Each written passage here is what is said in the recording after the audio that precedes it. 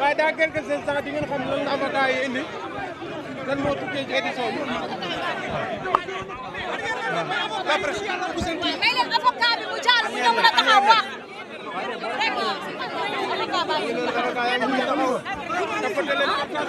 mais pousse leen ci zone yi. pousse leen.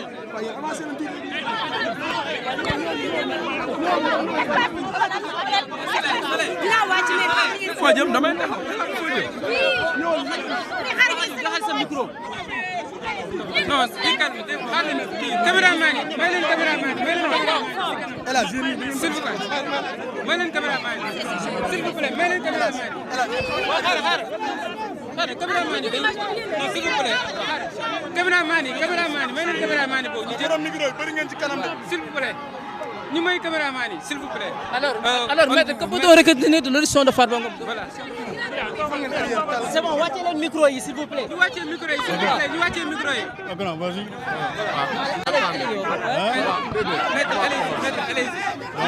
Vas-y. Hein? Que peut-on retenir de l'audition de Farba Ngom? Non, El Hadj Diouf n'est pas là. Que peut-on retenir de l'audition? El Hadj Diouf n'est pas là. S'il vous plaît, monsieur, veuillez vous présenter. Maître. Non, attendez. Bon, juste.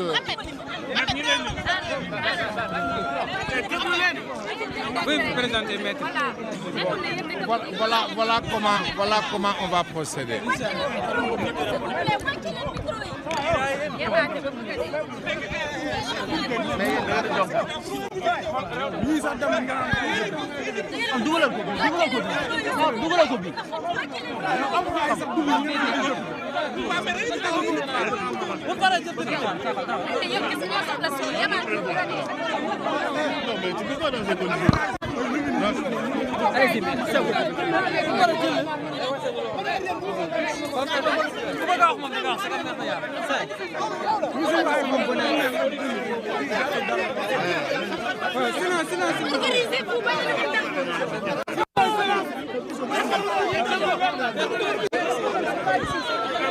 Yàlla yéen ñi filmé ngir yàlla génn leen ci kanam caméra yi.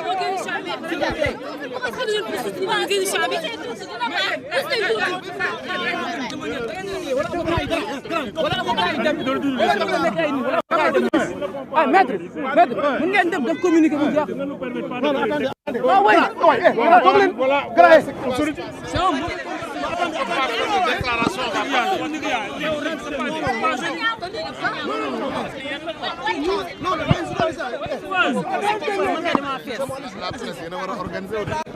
Voilà, c'est bon, c'est bon. Allez-y, qu'est-ce qu'on veut retenir ci audition bi nga xam ne ci biir. Bon, voilà comment ça va se passer. Non, voilà comment ça va se passer. Il y a Maître Babacar Cissé qui va vous faire une déclaration en français. À la suite de quoi moi-même, je me tâcherai de résumer le tout en wolof.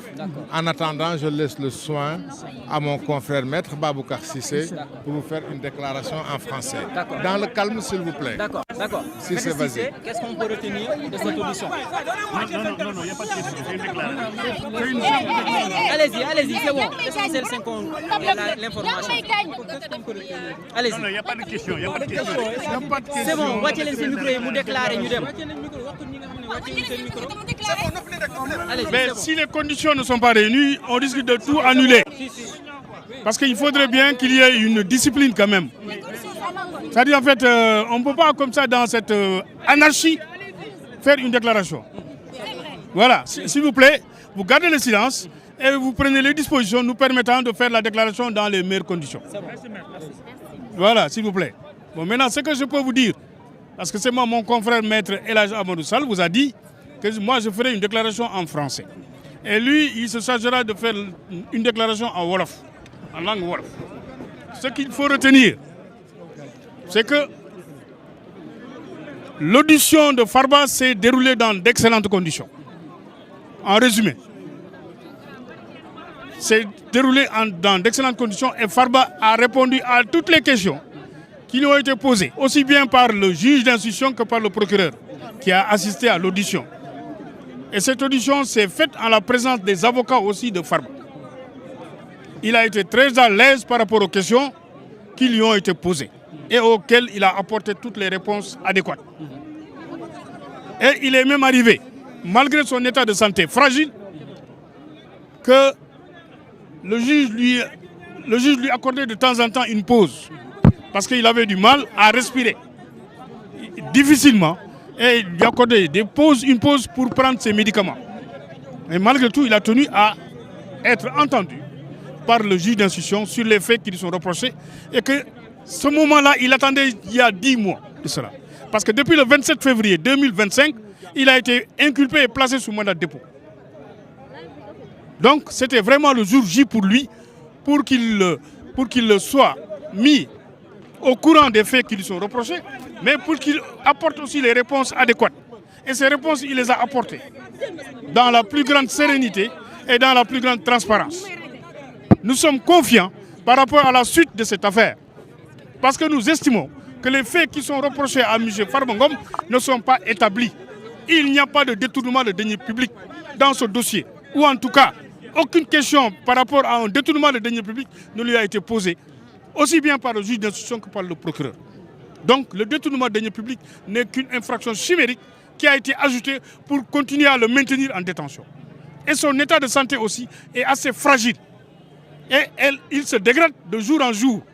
Donc il est temps aujourd'hui que Farba puisse recouvrer la liberté. Et nous œuvrons dans ce sens-là en tant que ses conseils. Je vous remercie.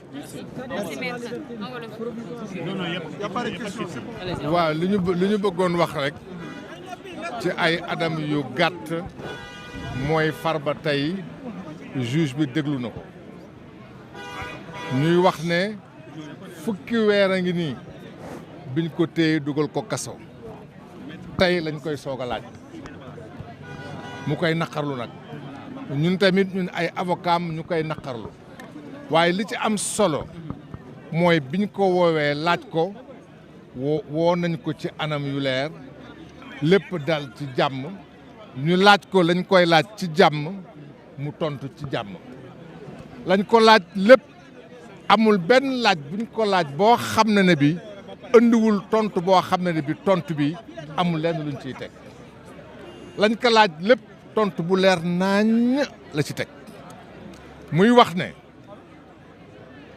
lépp day firndeel ne amul lenn tey loo xam ne bi mën nañ ko gàll ci ndoddam lu war a mën a tax ñu atte ko wala ñu gardewaat ko ci kaso ñuy wax benn lañ noon ne dafa luubal alal boo xam réew mi moo ko moom laaj nañ ko ba mu jeex ñaari waxtu amul benn yoon boo xam ne bi laaj nañ ko alal joo xam daf ko luubal te alal boobu réew mi mu di alal réew mi kon loolu dañ ko ci génnee loolu bokk ci ñuy wax ne it bañ koy laaj lépp donte ne nag wérgu yaramam néew na tontu na waaye it wax dëgg neex yàlla juge bi it suñu toogee ba mu mat 30 minutes mu gis ne wérgu yaramam ak yaram wi neexul may na ko mu noppalu may na ko it mu jël ay garabam parce que metti woon na lool xam ngeen ne wérgu yaramam wàññeeku na bu baax a baax a baax te lépp lu muy gën a toog ci biir kaso bi muy gën a wàññeeku ndaxte fajuwul tey jii moom amul sax sikk sàkk ne que wérul moo tax juge bi di ko may mu doon noppalu waaye loolu teewul it la mu waroon tontu yëpp mu tontu ko ñu jàpp ne ndegam lañ ko laaj lépp indi na ci ay tontu yu leer indi ay firnde yu leer ne lañ koy laaj dara teguwul ci yoon procureur laaj na ko lu mat waxtu président bi juge bi laaj na ko lu mat waxtu ay tontu yu mu tontu yu leer naññ la ñu jàpp ne que ci yooyu condition jot na nag ndegam laaj nañ ko tontu na tontu yu leer na ñu mën ko bàyyi négandiku pour que mu mën a faju ji ci lépp jaar ci yoon fi ñu nekk ni daal loolu mooy li nga xam bëggoon nañ ko ci wax li ci des li ci kanam rawute ay bët merci. Merci beaucoup pour la déclaration bi nga xamante ni pôle d'avocat